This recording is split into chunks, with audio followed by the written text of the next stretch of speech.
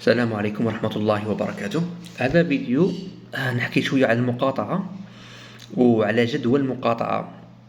كاين ناس لحد هذه اللحظة يشوف بأن المقاطعة أمر تافه ولازم صح إذا حابين ننصروا أشقائنا في غزة وفي فلسطين نروحوا نقاتلوا معاهم ببساطة، نعطوهم السلاح. ما يحتاجهم المقاطعة، يحتاجوا السلاح، يحتاجوا الأكل، يحتاجوا الشرب، يحتاجوا الوقود، كذا كذا كذا. وأصلا هذا الدور مش تاع شعوب، هذا الدور تاع مؤسس، تاع حكومات، تاع دولة. احنا خاطينا، احنا في الآخر احنا خاطينا، احنا عندنا الدعاء برك. وحقيقة يعني الأمر مش شيء كيما هاك تماما. أنا نتمنى تسمعوا الفيديو هذا، نحاول نفهموا قضية فكرة المقاطعة أصلا. صح، تخيل باللي حانوت اللي قريب لكم في يوم من الأيام مول الحانوت دابز مع بوك، مع بوك دابز مع الوالد تاعك. صار بينه مشكلة، سبه وكذا، وجاب الوالد ونضت مشكلة بيناتكم هكذا، ومن بعد حلوها الناس كلش وكملت المشكل. لكن بقات البغضاء هذيك بيناتكم. فانت تروح بعد المشكلة هذه على غدوة، مالغري هو سبابك ودار تروح عادي، تروح تشري عليه نورمال. كي يجيك واحد، يجيك خوك يقول لك راح تشري على فلان، طبعا هو يتخلع فيك اصلا، مول الحانوت يتخلع، يقول هذا سبيت له بابا وكذا وكذا ويشري عليا. وخوك في الدار مثلا يشوفك تشري عليه، يقول يتخلع، يقول لك كيف تروح تشري عليه، تشري على فلان سبنا بابانا. تقول له لا نورمال يا اخي، شو دخل الشراء في السب؟ يعني كي ما تشري عليه راح يجي يعتذر مثلا. كنت متخيل معي المشهد هذا. هي اصلا المفروض فكره المقاطعه ما عندهاش علاقه بالتاثير ولا مش التاثير. يعني ما تقوليش يعني انا كي نقاطع يعني صاير راح ننصر فلسطين بالمقاطعه. لا، مش تنصر فلسطين. هذا حاجه لوجيك، بمعنى واحد يسبك ماش تتعامل معه، واحد شركه ولا مؤسسه، شركه راح تساهم في دعم احتلال، راح يقتل في خوتك المسلمين. طبعا اذا عندك هذيك الحميه الاسلاميه، ما دامها تفعل هذا الفعل، فالمنطق يقول أنك راح تشتري من عندهم. كيف تشتري من عند ناس يقتلوا في خوك؟ راك فاهمني؟ ناس مش مازالوا يدعموا في المؤسسات ولا في الشركات اللي ولا في الاحتلال اللي راح يقتل في خوتك. فاللوجيك يعني بعيدا عن اسكو المقاطعة راح تأثر ولا ما تأثرش، بعيد على هذه انت ما راح تشري عليهم. مع باش اذا وصلت لكم الفكره هذه، كي يجي واحد يناقشك ولا حتى انت اذا ماكش مقتنع بجدوى المقاطعه، لازم تفهم الفكره هذه. المقاطعه ما بيناش حنا النتيجه نتاعها.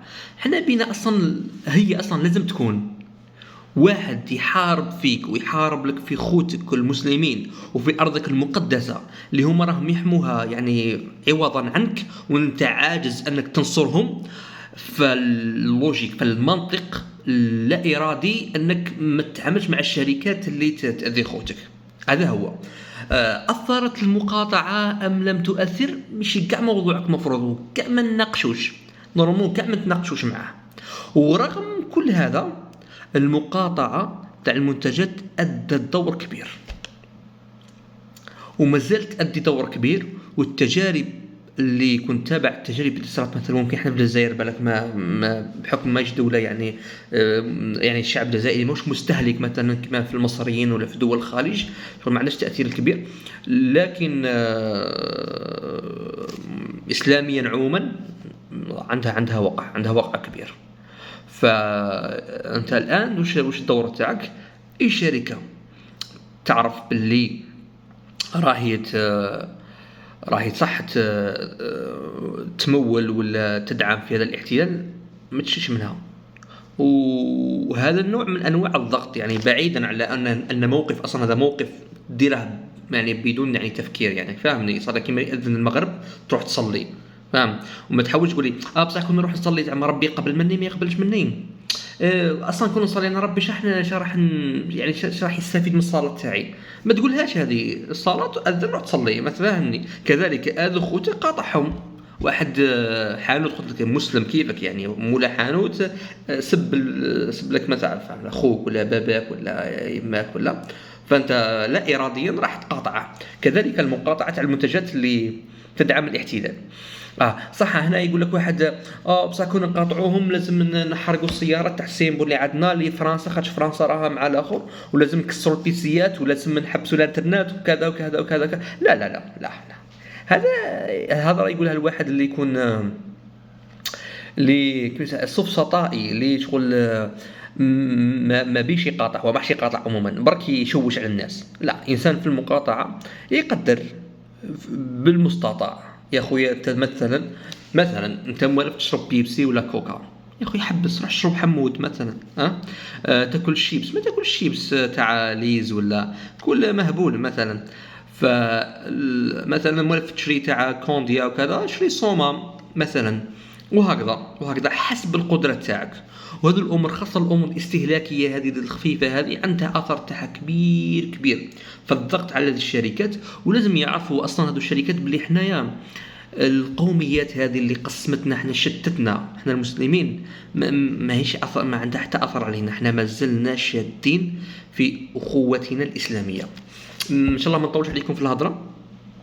هذه جزئية المقاطعة. فحاول بهذه الفكرة أي واحد يحكي معاك على المقاطعة الجدوى تاعها وكذا، فهم الفكرة، لأن أصلا المقاطعة المفروض ما نحاولوش نشوفوا النتيجة تاعها أصلا. هي شغل موقف يأتي لا إراديا على ما يجري، شغل ردا على ما يجري لإخواننا في غزة. أسأل الله تعالى أن ينصرهم. والإنسان ممكن نزيد فيديو واحد آخر نحكي على كيفاش ننصروا أخوتنا في غزة، ممكن. فإنسان أبسط حاجة يقدر ينصر بها إخوانه يفعل، أبسط حاجة حتى بالمقاطعة. يا خويا كوكا ما تشربش كوكا، شرب حمود. يا خويا بيبسي ما تشربش بيبسي، شرب الماء مثلا. فأبسط حاجة تقدر تقدمها لإخوانك في المقاطعة لا تتأخر. هكذا، والسلام عليكم ورحمة الله وبركاته.